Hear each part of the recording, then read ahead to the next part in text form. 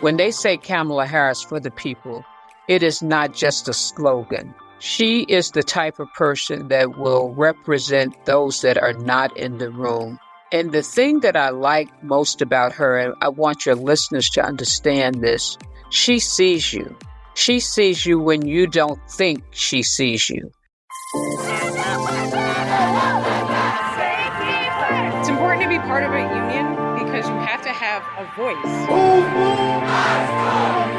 Welcome to Union Talk. I'm Randi Weingarten.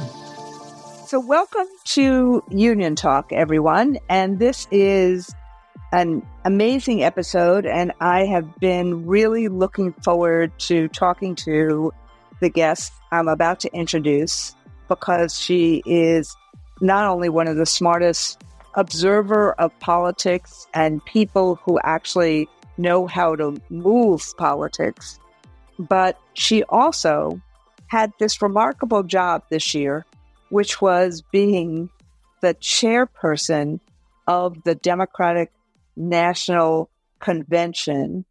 And if anybody remembers what happened in July and August, there was quite a shift that the Democrats underwent.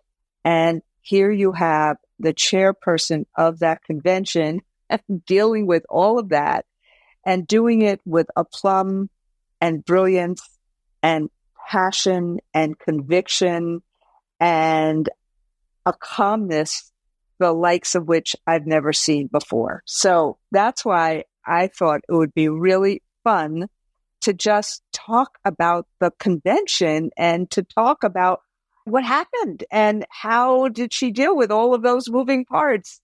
And that's part of why we do this podcast, to really go deep into stories of people. And so that's why I wanted to do this today. And the person I'm talking about is Minyon Moore. And you'll hear a little bit more about Minyon in a little while. But let me just say, Minyon has been a major force in politics for as long as I have been an observer of and participant in politics. She started, I'm not telling anybody our ages now, Min. You're welcome. She started in her hometown of Chicago, and notice the convention was in Chicago. She worked on Jesse Jackson's presidential campaign. She later worked with President Clinton and an advisor is for Hillary Clinton's campaigns in 2008 and in 2016. And I met her when she was an advisor to Bill Clinton.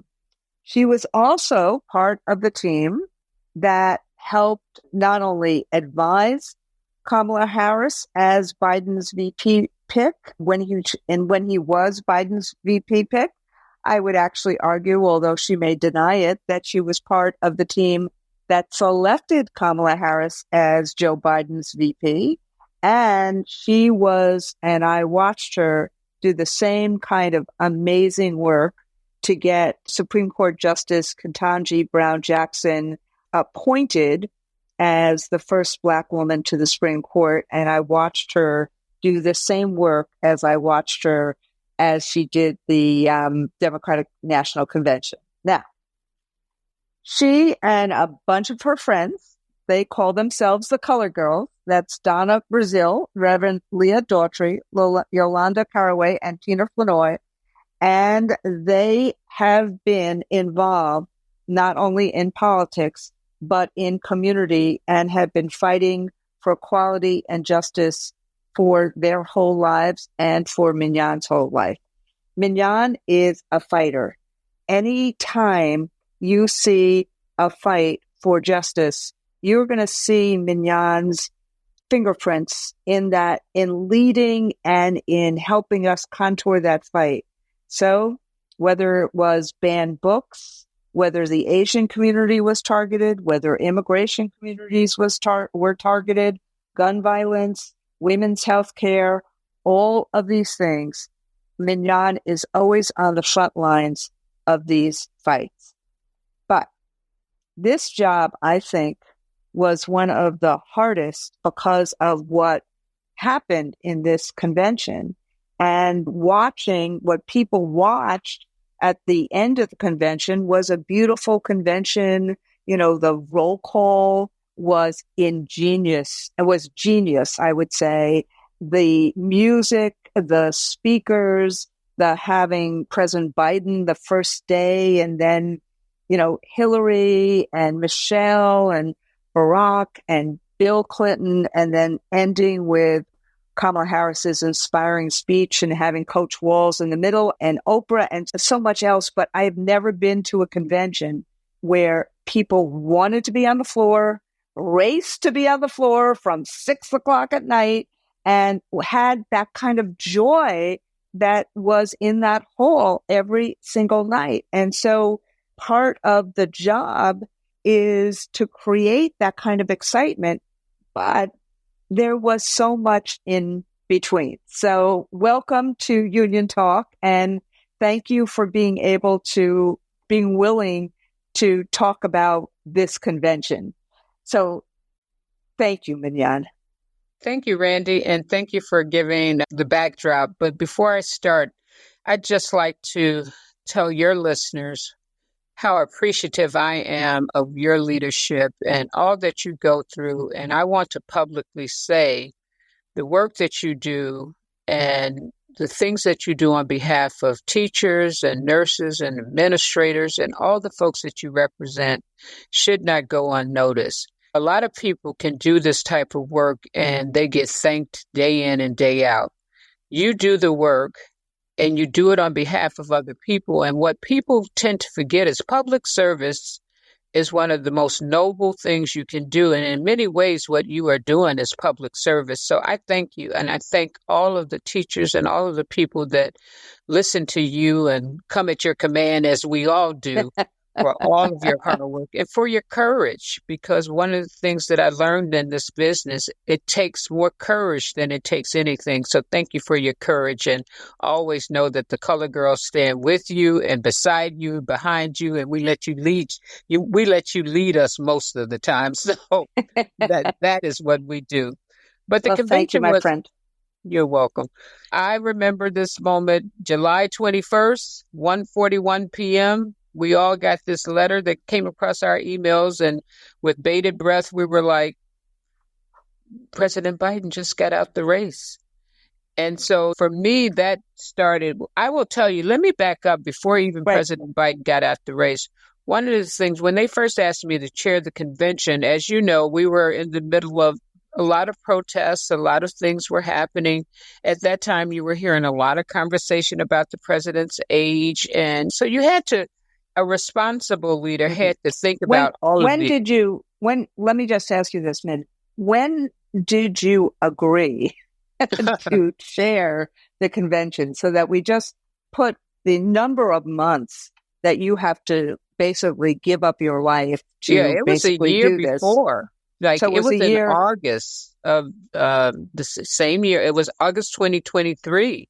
Because I remember it was the first time I had decided to take a vacation, and I begged them not to announce this because I am just a stickler about making sure I return calls, because people like to reach out to you. And the last thing you want to do is be on a ship, which I was for 7 days, and not be able to return calls. So my whole vacation was a bust. So I remember it clearly. So it was a year in, but I eased into it because I didn't feel like I needed to be on the ground that early. But it was constant calls. It was constant Zooms. We were putting the infrastructure together. And the most important thing about the convention is not the program, it's the infrastructure, because people forget that you have 50,000 people coming into town. You got to make sure that those folks are safe. You got to make sure that our delegates can get hotels. You got to make sure our delegates can get from one hall to the next. And what most people didn't see is they saw the United Center, but we also had the McCormick Center, where we had all of our ally groups over there. They were doing great work. They were doing trainings. They were doing caucus meetings. They were doing council meetings. So we had all of that to set up even before there was any talk about a switch. So that infrastructure that you set up. And I remember I think we went, Stacey Davis Gates, and Yes. who's the CTU president, and I went to visit you with Leah Daughtry, I think in June. And so you were Yep. introducing us to all the people who are working on that infrastructure. And it's really like you're creating a city for a week or so. And you were doing all of that, from transportation to accommodations to the meetings to all of this, for literally a city that's coming into a city. That's exactly right. It really is like building a pop-up, if you will. Right. And a pop-up for 50,000 people. And we had to have a very strong security footprint too. So we spent a lot of time meeting with the Chicago police. We spent a lot of time meeting with the mayor, the governor, the elected officials in the city of Chicago, plus Stacey and her union, and all the unions were incredible. We had never had an environment where everyone wanted this convention so bad and so desperately. And so everybody was playing on the same team. We had very few conflicts as it relates. We had no conflicts until maybe at the ninth hour. We had a small labor issue, but that was of our making, not of your making. And so we resolved that. But for the most part, the elected officials, laborers, we all worked together to make sure that this was the most successful convention we could have. And the thing that we concentrated on. Wait. I want to just say to our listeners, that's no easy feat. And that takes the kind of leadership. Part of the reason I wanted you on the podcast, Min, is that you are a very special leader. You listen. You problem solve. And because of your success over all these years, people listen to you. But I have watched your leadership, and I have learned back at you with a compliment. I have learned from your leadership. And I think watching how smooth it was, given that the backdrop was not the 1996 Chicago convention, but how many people were saying, oh, is it going to be like 1968 because of all the controversy over Israel and Gaza? And watching your leadership in all of this created an incredibly smooth and wonderful convention. And hearing you talk about it, about the kind of making sure you were touching base, I watched it with so many people and keeping everybody in the same place. For our party, that's pretty remarkable. And for this time, it's even more remarkable. Yeah, we had a labor agreement that was signed almost a month after the convention, a month after Chicago got the convention. So they were in lockstep with us from beginning to end. But more importantly, the thing that you mentioned 1968, but, most people, we knew that it was not 1968. We knew that in our hearts. We knew that in the spirit of Chicago, but we could not convince the media that it was not going to be 1968. So what we had to do was we had to set up a communication shop that could actually tell the story of what this was going to be. We were not faced with 2 assassinations. That was the backdrop. We were not faced with a hostile mayor. That was the backdrop, or a mayor that used excessive force with the police. That was not happening. Our chief of police made sure that our chief of police and the Secret Service went through a year of training to make sure that whatever we did, we would respect First Amendment rights, but we would also respect the right of citizens to be able to walk freely down the streets of Chicago. So it was really a bookend. But anyway, that was the backdrop before we even got to July 21st. 1:41 p.m. Okay, let's go to that day now. I really did want to set up the backdrop because it's really hard work. And I didn't realize that you had a whole communication operation about the story. Oh, because I also think we will find out later on that this notion of constantly reminding people of 68 was probably Russian, Iranian, Chinese interference more than it was our normal press corps, because you could hear it like every other day. You were here like, really? It's like totally different. But it was interesting to see how you combat it, and also how the evidence on the ground ultimately, by the third day, nobody was talking about 68 anymore. Absolutely. And I even met with historians to make sure that we could have them help write the story as well. So we were fully prepared if that story was going to try to be written. And so I was fortunate that I had the experience of listening to some of the historians before I even started trying to figure out, okay, what the message would be. But I do want to say this on behalf of the convention. It was such a great team of people. And Randi, you and others must give yourselves credit for being part of that team, because it was a team. Our message and motto was give the people what they want. More importantly, give our allies what they need. Yeah. And that was what we set out to do, because we knew that no matter what we did at that convention, what you all have to do after the convention is what matters. And we wanted to create an environment that would give you the energy, give your members the energy, make sure that our allies had the energy to want to go out and work. And so we said, we will say yes until we absolutely have to say no. It was so clear.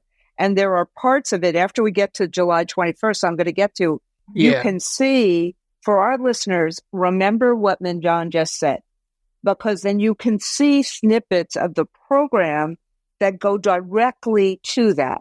But July 21st. So I get a call from the campaign and they say, do you know that the president is about to drop out? And I said, well, no, because I'll be honest, I was one of the ones trying to keep him in, because I have a great deal of respect for Joe Biden, still do. I did not like what was happening. I'll be very honest with you, Randi. I felt like he's been an honorable president, a historic president. He is just unprecedented. And I've worked with all the presidents.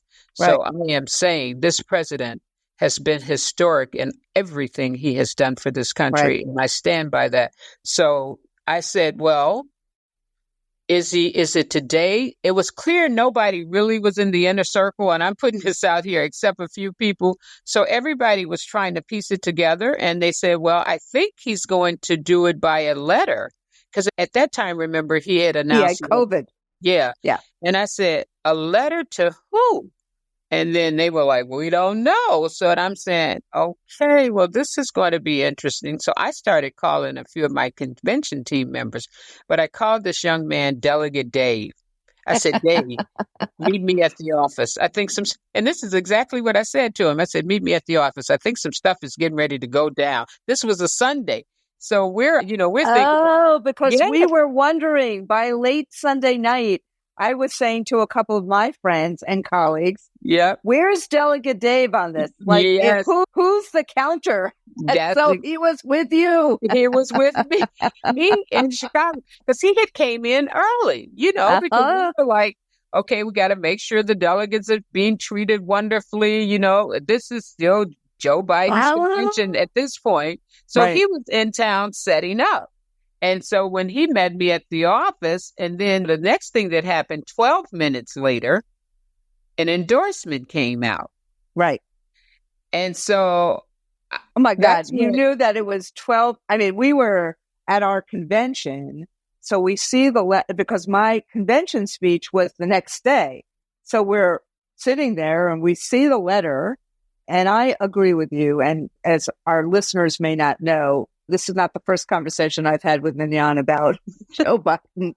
And I was in the same place as you were. And as you know, but he's been a transformational president. That's right. And we were hearing, because he was supposed to be at our convention on that Thursday, we were hearing from the White House a lot. But the first letter came out and said, I'm renouncing. And then literally, what was it, 12 minutes later, half an hour? I thought it was half an hour later that he said he's endorsing Kamala Harris. So then what happened? Like, what were you? Because at that point, you were from a convention that had a candidate and we had all just voted. You were now at an open convention, which we had not had in, I don't know, how many years? Oh God. I mean, I don't think we had an open convention since 68, maybe. Maybe that was the last time. I don't know. We had an open No. convention with Kennedy because it was Yes, Kennedy. 80, Yeah. Yeah. 80, 80,000. Yeah. 80. Kennedy Carter.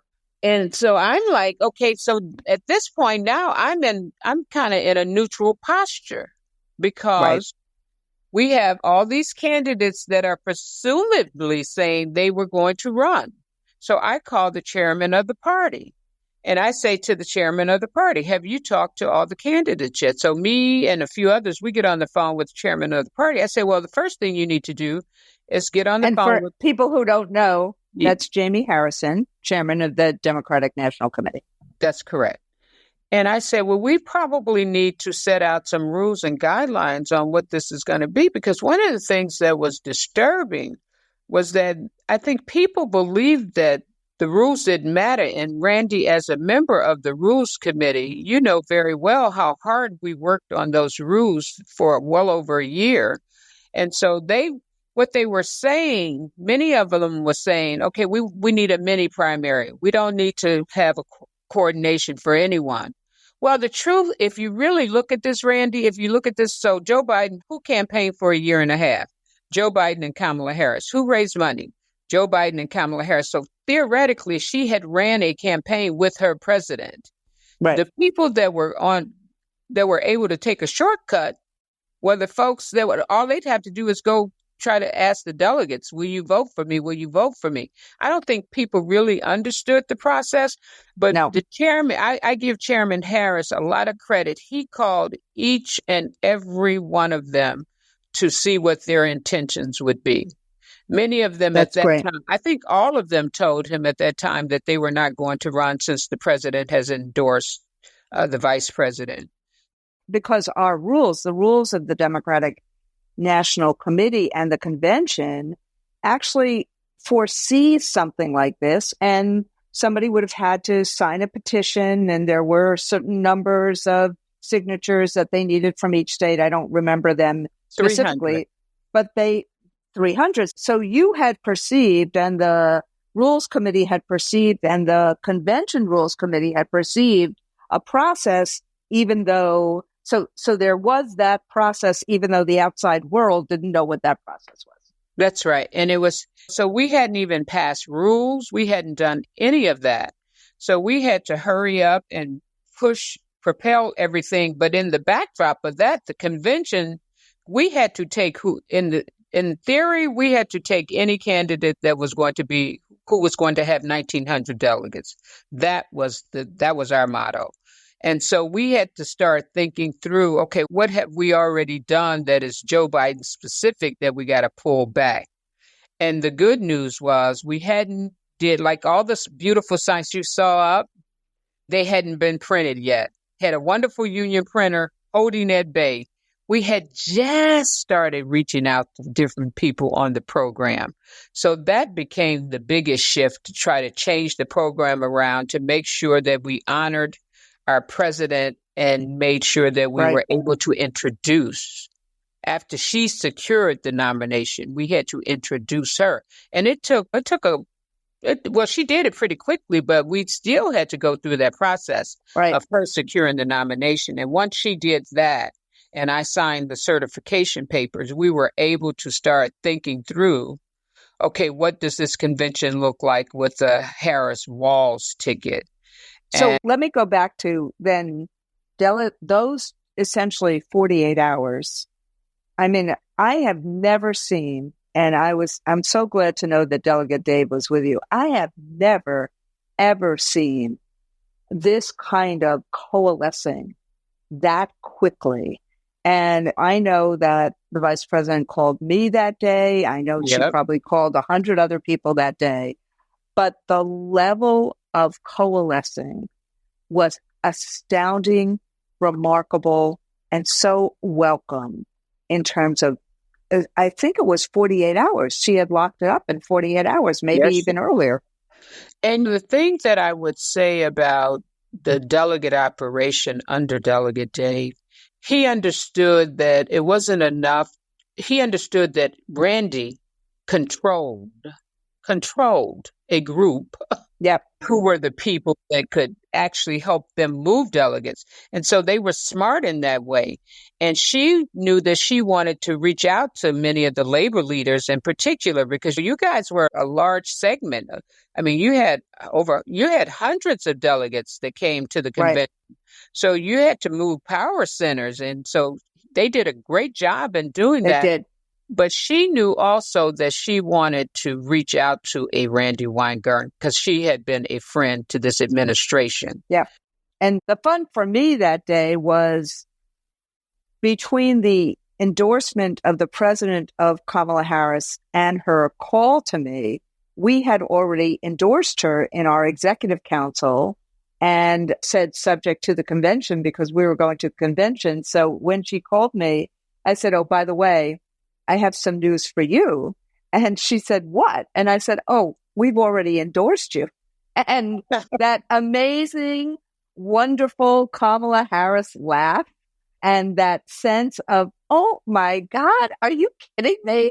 So there was Right. like this moment of complete joy. But that's what I think happened over that 24 hours. There was a sense of, we love Joe Biden.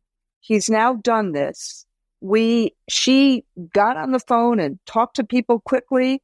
And I think because of not only the democracy issues, but all of the opportunity issues and knowing what Trump was about to do, it was pretty remarkable. And then you put on this remarkable convention that then not only introduced her, but also dealt with some of the issues around the contrast the Democratic Party and Trump.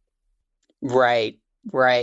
Well, and I think that all of that came as a team. We had brilliant people like Stephanie Cutter, Ricky Kirshner, me, and others, and we were getting a lot of great advice from a lot of good people as well.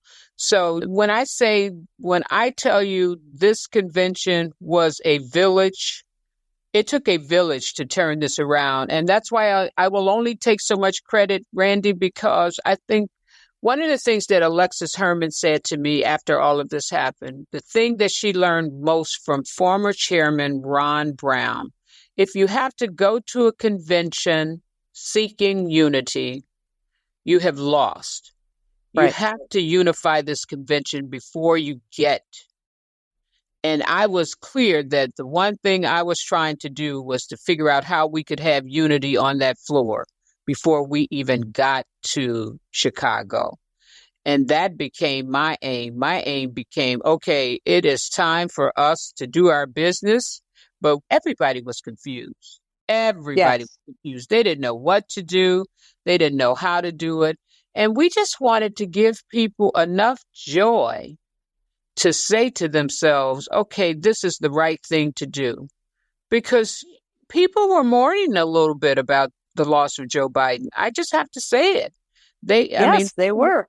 It wasn't an easy decision for everybody. But I think because the vice president put so much of her heart and soul into making sure that she respected the process and the delegates, she didn't take a shortcut.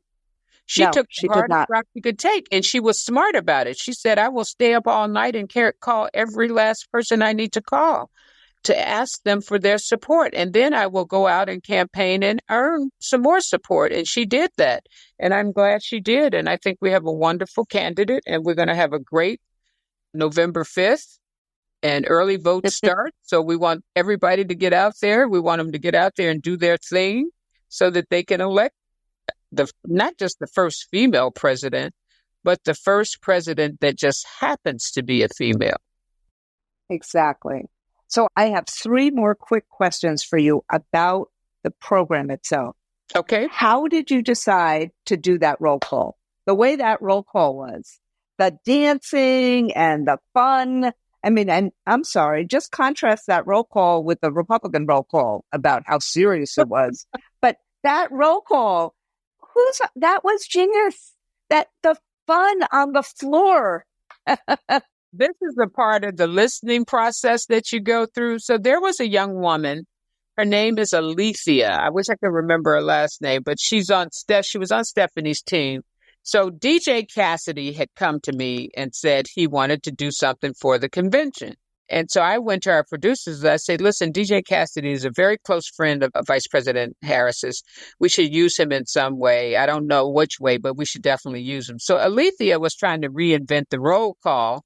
So between having DJ Cassidy, having Alethea, having Ricky Kirshner, they came up with this idea of having the roll call be really exciting, provocative, have fun, and because they were trying to figure out how they could do the roll call different from 2020, because everybody remembered the 2020 roll call. So Ricky, I believe it was Ricky that came up with the idea that we would use Cassidy as the music maestro for roll call. And I really wasn't convinced quite yet. And I was like, okay, let me see how this is going to work. So I went to the rehearsal just to make sure, because we had until Tuesday to figure out, okay, are we going to go through with this or not? But when I went to the rehearsal, I knew that this was going to be a hit, because Cassidy, to his credit, he had reached out to every state, asked them their favorite music. He didn't choose their music. He collaborated with them to make sure that their music would bring some excitement and generate some enthusiasm in their delegations. So I think it was just such a good team that came together around the concept until it couldn't help but work. But it was a young woman that really kind of played it out to the end. And I give her full credit for just being so masterful with, Oh my God, it was so much fun. And I think that it was so it was fantastic. So I have two more questions. Okay. One is more of on Project 2025, how'd you make the decision? Because having that big book about Project 2025 that a couple of the speakers took out, and having that book, I thought that visual was really important, because it also showed the planning that the people who had done Project 2025 to really remake America in the image of extremist forces, having that book as a prop actually made that clear. So tell me a little bit about that decision and the speakers who talked about Project 2025 dotted throughout the convention, because I think you did a great job of educating people of the dangers of Project 2025. Well, we were clear that we wanted to make Project 25 a central point, because we didn't believe that enough people understood what it was about. And so I think a couple of the producers came up with this creative idea about making sure people visually see the book. But we also wanted people to deconstruct Project 2025, to make sure they understood that Project 2025 was something that was written, although Donald Trump is denying that he has any association with it. The things that they were going to do, and some of the things that obviously impacts your union, like Head Start, and making sure that we no longer had the Department of Education, things like that. People just didn't know. So we wanted to bring it to life. I always have this theory about when you're doing these kind of things, Randy, because I guess it just comes from a film background. People have to see it as much as they hear it. And so we did set out with the producers to make sure that this convention was as visual as we could be. And then we had to make sure that the folks that were at home watching it felt like they could follow along. The joy about this convention, I believe, is that many young people stayed with us. They stayed with us these nights, and we were surprised how in tune they were. I mean, I hear from young people a lot now about, I watched the convention. And it surprises me, because that's not something they do. Right. With both that Project 2025, with the testimonials from women on what happened in terms of their reproductive journey, let me just say it that way, on the testimony from people who had been victims of gun violence. I just thought the stagecraft that you created on the women, about the real struggles, the reproductive struggles, particularly in states that had banned abortion, the stagecraft of the people who were victims of gun violence, you had both a TV audience, you had the audience in the hall, and friends of mine kept saying they were riveted by the TV of what you were able to accomplish, which is no small feat. But there was one speaker, and I'm sure you were going to say I would have raised Michelle Obama, although I did absolutely love when she said, did Donald Trump know that he was going for that black job? But right. I thought that was one of the funniest, most wonderful lines. But, you had amazing speakers. But the one that I want to ask you about is D.L. Hughley, because I thought he was one of the most compelling that week. So thinking through what people needed to hear, what was the decision-making that went into having him speak from the stage? Well, first of all, you might not know this, but D.L. Hughley was not a friend of hers, nor was he a supporter of hers. She reached out to him because he had some concerns and he used to voice them on his podcast and on his radio shows. And so she reached out to him and she had a conversation with him and she invited him to her home along with several other people that she was hosting a dinner. He got to know her and he found out that a lot of things that he was saying was simply not true, number one. But number two, he determined for himself that this was a person that was really committed to a lot of the issues that he cared about and that he talks about a lot.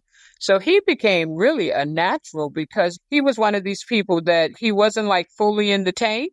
And I would say that he still speaks truth to power, but he also had a voice, an authentic voice that we felt should have been heard. And he, even though he was a little bit on the funny side, but yet the serious side, we just thought that because of his journey with her, it would have been an important voice to hear from him. And that's how he ended up at the convention, quite frankly.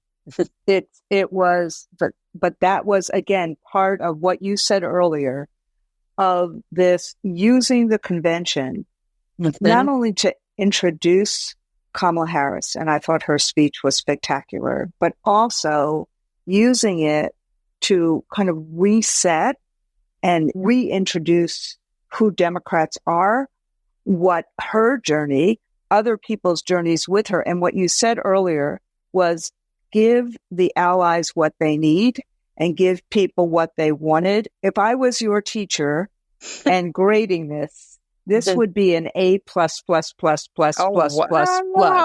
Because great. Look, in an amazing turn of events, you see how smooth and joyous that convention was. So we got 40 some odd plus days. As you know, I am in a bus around the country getting out the vote because local engagement is really important. And I often say this is a trust election, not a truth election. And you really have to engage because there's so much anger and there's so much disinformation in the world.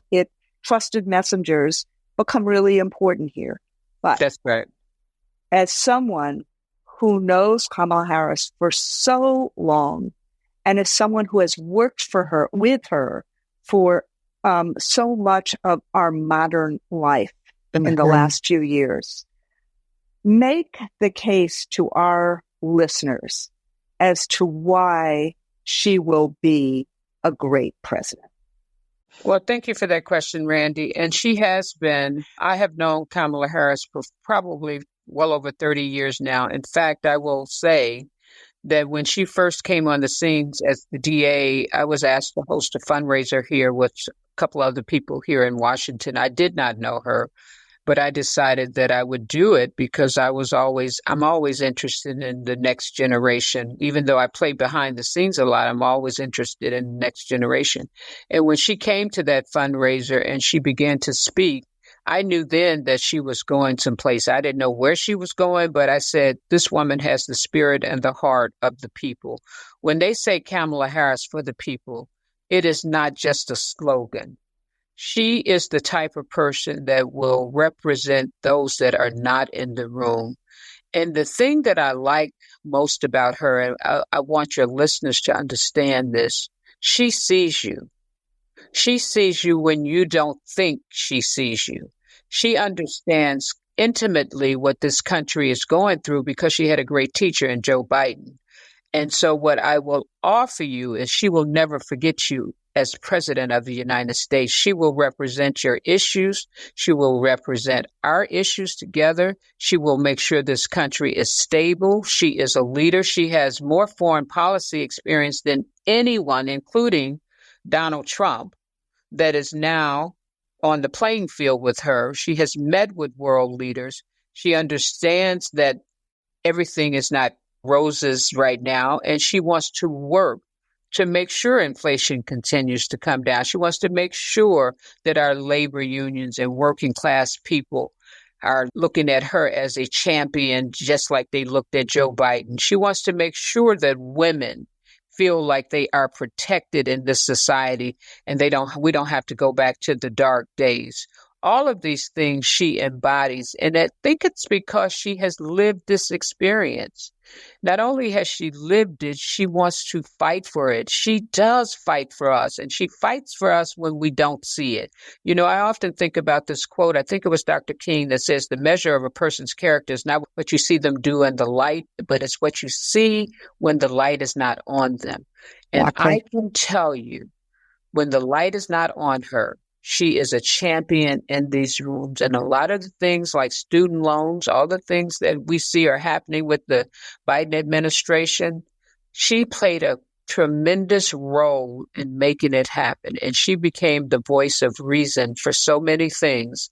And I just urge you to give her a chance, give her a look.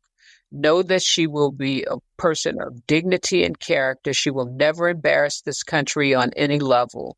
And I ask that you get out and vote your heart, vote your consciousness, but be open-minded to the fact that you are probably going to be electing a history maker as well. But she will be a history maker for the good. Well, thank you, Minyon, so much for this hour of us going behind the scenes and kind of play by play with what happened at the convention and what you just said about Kamala Harris. I mean, I don't know her for as long as you do, obviously, but that focus that she has on us, on opportunity for all, on freedom, the understanding, the innate understanding she brings to these words, that it's not just a soundbite, the promise of America. When you hear her talk about the promise of America, you know she's touching all of us. That's right. To try to lift all of us up. And so in these next 40 some odd days, we will be going around the country and making sure that the word, as you just so expressed it, is something that people hear and see. So we can actually turn the page to lift this country again, something Joe Biden has done so valiantly for the last 3.5+ years, and something that if she gets elected, she will do in an exquisite way. So thank you, my friend. Thank Minyon you. Moore, the head of the DNC convention and consultant and political observer extraordinaire. Thank you so much. It was a joy being with you.